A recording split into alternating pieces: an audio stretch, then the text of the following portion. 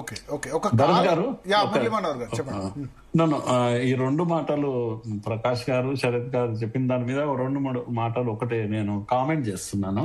అంటే society is corrupt.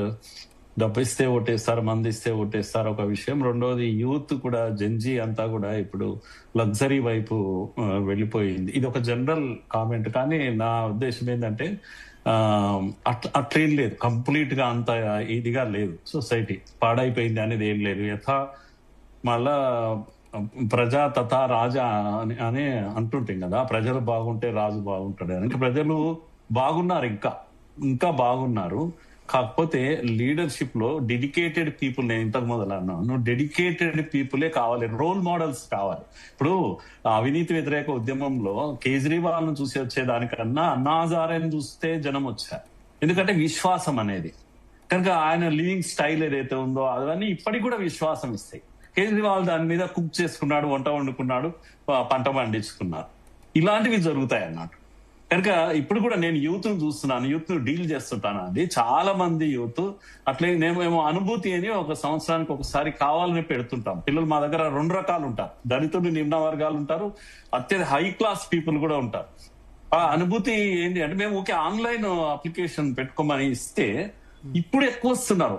దేనికి 10 days full time ఇల్లు వదిలి రావాలి, స్లమ్స్ లోకి వెళ్ళాలి, ఎక్కడికి పంపిస్తే అక్కడికి వెళ్ళాలి. వచ్చిన వాడిని బట్టి పంపిస్తాం. మనం ఇక్కడ కొత్తగూడెం ఈ ట్రైబల్ ఏరియాలస్ కూడా పంపిస్తాం.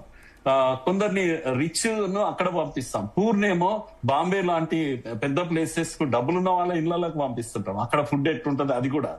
ఇవన్నీ సొసైటీ ఎలా ఉంది అని అర్థం కావడానికి చేస్తే, వీళ్ళంతా కూడా హైఫై పీపుల్ నేను చెప్పేది. అంటే ఐఐటీస్, ఎన్ఐటీస్, నల్సార్ వీళ్ళందరూ వస్తారు మా దగ్గరికి. వాళ్ళ అనుభూతిని వింటే కళ్ళలో నీళ్లు పెట్టుకుంటారండి. ఏది గుడిసెలో వెళ్ళి స్లమ్స్ లోకి వెళ్ళి, నేను ఈ సింగరేణి స్లమ్స్ లలో వెళ్ళి వాళ్ళతో కూర్చున్నాను. నేను వాళ్ళ అనుభూతిని చెప్తాను. కనుక డోంట్ థింక్ అందరూ అలా ఉన్నారు అనికే లేదు. కాకపోతే జనరల్ ట్రెండ్ అయితే ఉంది, శరత్ గారు చెప్పినట్టుగా జనరల్ ట్రెండ్ మనకు కనిపిస్తుంది. కానీ గైడ్ చేసే ప్రజల యొక్క అవసరం ఉందండి. కమిటెడ్ పీపుల్ యొక్క రోల్ మోడల్స్ అవసరం బాగా ఉంది. కనుక నేను అందుకొరకే అన్నాను, మా వయసులో వస్తే సంతోషం కదా, తుపాకీ లేకుండా జనజీవన స్రవంతిలోకి వస్తే అంతకన్నా గొప్ప ఏముంటుంది. సో ఇది జనరల్ గా మనం అర్థం చేసుకోవాల్సినేమో, ఒక్క వైపు డివియేట్ కావడానికి ఏం వీల్లేదు, ఒక్కరి మీద తప్పు మోపడానికి కూడా. నా దగ్గర హండ్రెడ్స్ ఆఫ్ ఎగ్జాంపుల్స్ ఉన్నాయి. డిక్కీ అని దళిత్ చేంబర్ ఆఫ్ కామర్స్ అవుతుందో కుల్కర్ని, ఆయన పూణే నుంచి వస్తాడు, వినోద్ అని. ఆయనతో కలిసి నేను పనిచేశాను. ఆయన 15 ఏళ్ళు ఫుల్ టైం వర్కర్ పనిచేసి పెళ్లి చేసుకున్నాడు. దళితుడు, దళిత కోటీశ్వరులను చూడాలని ఒక ప్రయత్నం చేశాడు. ఇప్పుడు అదొక పెద్ద స్కీమ్ గా తయారైంది. ఆయన లైఫ్ అంతా డెడికేట్ చేసి దళిత కోటీశ్వరులను తయారు చేస్తున్నాడు. ఇలా నేను 100 ఎగ్జాంపుల్ చెప్తాను. డిక్కీ ఆయన ఈ వాజ్ ఫుల్ టైం వర్కర్. ఆయనది లవ్ మ్యారేజ్ మా సంస్థలో. ఆయన దళిత్, ఒక బ్రాహ్మణ అమ్మాయిని పెళ్లి చేసుకున్నారు. తర్వాత ఈ సంస్థ తానే పెట్టాడు. తర్వాత ఇప్పుడున్న పొలిటికల్ పార్టీ బీజేపీ దాన్ని ఓన్ చేసుకున్నారు, అంటే మోడీ ఓన్ చేసుకున్నాడు. దాని ఒక స్కీమ్ గా మార్చారు. నేనేమంటున్నానంటే, ఇలాంటి వాళ్ళు డెడికేటెడ్ పీపుల్.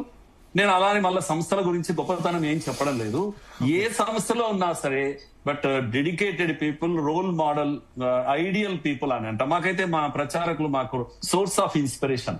వాళ్ళని చూస్తేనే మాకు పని చేయాలనిపిస్తుంది. మాలాంటి టీచర్లు లైఫ్ లో సెటిల్ అయిన వాళ్ళం ఆ విధంగా కొద్దిగా ఐడియల్ గా ఉండాలని అనిపిస్తుంది. ఐడియల్స్ అనేవి చెప్తే వచ్చేవి కాదు కదండి. కనుక మనము ఇంకోటి చాలా అభిప్రాయం ఏముంటుంది అంటే, ముఖ్యంగా వామపక్ష భావజాలంలో ఉద్యమాలతోనే ఐడియల్స్ వస్తాయని. ప్రతిదీ ఉద్యమమే కాదు, నార్మల్ లైఫ్ లో కూడా మైండ్ అనేది ఒక ఉద్యమ రూపంలో ఉంచుకోవాలి. అంటే ఐడియల్ గా ఉంచుకోగలగాలి. ఇది చాలా టఫ్ జాబ్. అది ఎమోషన్ లో ఉండగలుగుతాం, నార్మల్ లైఫ్ లో ఉండడం చాలా కష్టం. ఇది కనుక కొద్దిగా డీప్ గా నేను మాట్లాడాను, కానీ కొద్దిగా అందరం కలిసి ఆలోచించాల్సిన విషయాలు. ఒకసారి చంద్రశేఖర్ అనే కాలర్ ఉన్నారు, ఒకసారి మాట్లాడతారు.